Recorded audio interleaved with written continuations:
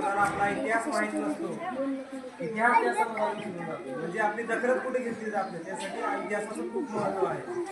इतिहास जर आपण वाचला, कारण इतिहासामध्ये आपल्या प्रेरणा असतात, इतिहासामध्ये आपला अभिमान असतो, इतिहासामध्ये आपला त्याग असतो, इतिहासामध्ये आपलं बलिदान असतं आणि याचा प्रत्येकाला अभिमान असतो.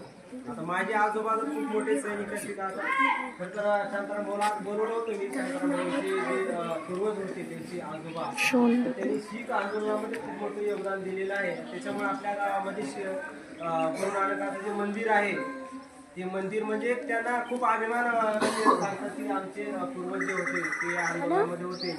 आज त्यांना काही कारणानिमित्त येऊ शकलो नाही. कारण म्हणजे मला हे सांगायचं की आपल्या बंजारा समाजाने गुरु तेग बहादुराच्या आंदोलनामध्ये काही काही योगदान दिलेलं आहे. आज देखील बघा तुम्ही बंजारा आणि बांधव जे आहेत, बरेच शीख धर्माची परंपरा, रूढी, रीती रिवाज हे आचरण करतात. आणि हे जे साधर्म्य आहे, गुरु नानकांनी त्या काळामध्ये यांना आपलं केलं, स्वाभिमान दिला, त्यामध्ये प्रेरणा निर्माण केली. त्याच्यामुळं मानवतेचा त्यांनी संदेश दिला गुरु नानकांनी, गुरु गोविंद सिंग यांनी, त्या सर्वच गुरूंनी. आणि संत सेवालाल महाराजांचा दादाने उल्लेख केला. खरंच म्हणजे या देशामध्ये अनेक संत महापुरुष होऊन गेले गरिबीतून. त्याप्रमाणे मध्ययुगीन भारतामध्ये संत सेवालाल महाराज सुद्धा होऊन गेले. त्यांचं बघा एक वचन आहे की तम स्वतः मतारी जीवन दिव लगा सकत छो, कोई केन बजोमत, कोई केन पुजोमत, कोई किती कमिशनी, स्वतः ओळख स्वतः करण दिसो, भजन वेळ घालण्यापेक्षा करणे करेल शिकू, मारे शिकवाडी पर ध्यान दिसो, जाण जो छान जो पचस मान.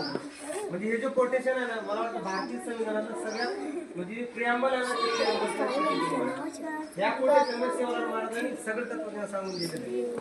मारे शिकवाडी पर ध्यान दिसो म्हणजे मी जे शिकवण दिलेले ना त्याच्यावर ध्यान द्या. सेवालाल महाराज असं म्हणले का बाहेरची कोणी एखादी कोणी काही असं म्हणले का त्यांनी स्वतः ओळख स्वतः करून स्वतः विधाते असं म्हणले का तुम्ही फक्त आज बसा दुसऱ्याकडून तुमचं कल्याण करण्याची अपेक्षा करावा, वाट बंद म्हणजे प्रयत्नवादी व्हा. हे मला सांगायचं. सेवालाल महाराज प्रयत्नवादी होते, प्रयत्नाला प्रमाण मांडणारे होते आणि त्यांनी तो संदेश देशाला दिलेला आहे. खंत व्यक्त केली. त्यांचा इतिहास ते माझी चर्चा करायची सर, अनेक संतांचा इतिहास आहे.